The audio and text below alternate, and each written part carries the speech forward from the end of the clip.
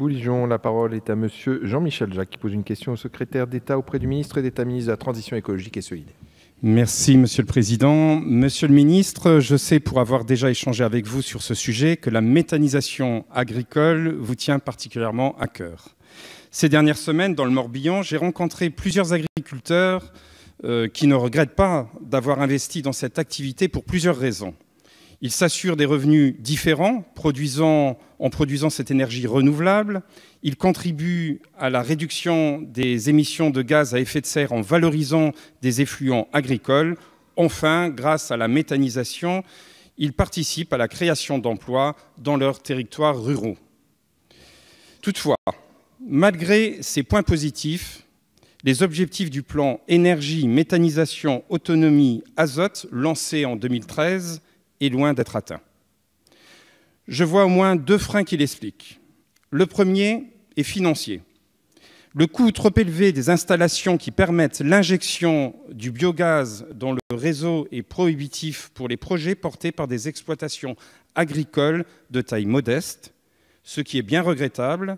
Comme vous le savez, ces petites unités de production ont l'avantage d'être beaucoup plus acceptables socialement. Pour faire face à cette contrainte financière, la seule solution pour ces petits exploitants agricoles est de réaliser des projets collectifs dits d'injection portée. Pour autant, les agriculteurs se trouvent aussi limités par un deuxième frein.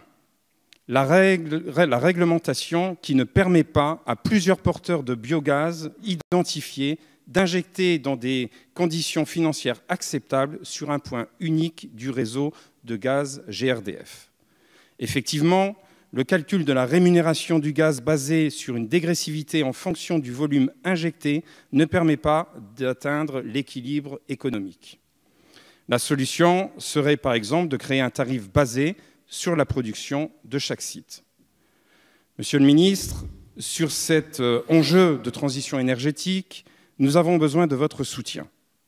Aussi, je souhaiterais savoir si le gouvernement envisage de lever ces verrous financiers et réglementaires afin que les exploitants agricoles de taille modeste puissent produire plus facilement du biogaz. Merci beaucoup, monsieur le député. Monsieur le ministre, vous avez la parole. Merci, Monsieur le Président, Mesdames, Messieurs les députés, Monsieur le député Jean-Michel Jacques. Merci pour votre intérêt, là aussi, sur ces questions. Je ne reviens pas sur le groupe de travail dans lequel vous avez été d'une aide remarquable, et je vous en remercie, avec les 15 mesures autour des 3 familles de mesures, simplification réglementaire, renforcement des soutiens financiers, puis structuration et professionnalisation de la filière. J'en viens donc directement au fait sur les projets particuliers que vous mentionnez. L'éloignement des réseaux de transport, vous l'avez dit, de distribution de gaz naturel, peut effectivement, dans certains cas, constituer un frein au développement d'un projet de méthanisation agricole. Toutefois, différents dispositifs permettent d'ores et déjà d'aider leur réalisation. Un projet de méthanisation éloigné des réseaux de gaz naturel peut tout d'abord demander à bénéficier du tarif d'achat de l'électricité issue de la combustion du biogaz. Ce dispositif d'aide a fait l'objet d'une réévaluation, comme vous le savez, fin de l'année 2016.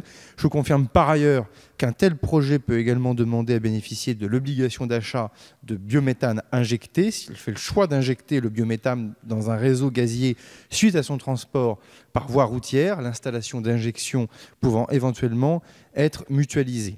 Dans ce deuxième dispositif, le tarif d'achat du biométhane est dégressif en fonction de la quantité de gaz mesurée au point d'injection. Cette dégressivité a été mise en place pour soutenir de manière efficace aussi bien les petites installations de production de biométhane que celles plus importantes. Cette dégressivité conduit en revanche une installation de méthanisation partageant un point d'injection à bénéficier d'un tarif d'achat inférieur à celui auquel elle aurait pu prétendre si elle avait disposé de son propre raccordement à un réseau gazier. Sensible au développement de la méthanisation sur les territoires, et votre intervention le démontre, le gouvernement étudie la possibilité, monsieur le député, de donner à une installation de production de biométhane un tarif d'achat déterminé à partir de la production de chaque site de production mesuré à un autre endroit que le poste d'injection. Toutes ces mesures apparaissent éminemment techniques pour l'ensemble de nos concitoyens, mais celles et ceux qui se sont lancés dans un projet de méthanisation, eux, voient bien de quoi il s'agit.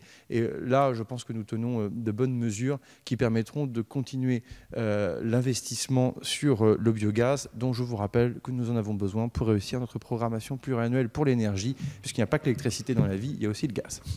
Merci beaucoup, Monsieur le Ministre. Monsieur Jacques, vous avez la parole. Merci, Monsieur le Président. Merci, Monsieur le Ministre, aussi pour cette bonne nouvelle. Écoutez, je suis rassuré. Ça va être vraiment un point bloquant qui va être levé. Sachez que les agriculteurs bretons, et partout en France d'ailleurs, sont prêts à se lancer dans ce genre d'expérimentation et prêts à investir en lien avec les collectivités locales et les syndicats d'énergie aussi. Je vous remercie. Merci beaucoup.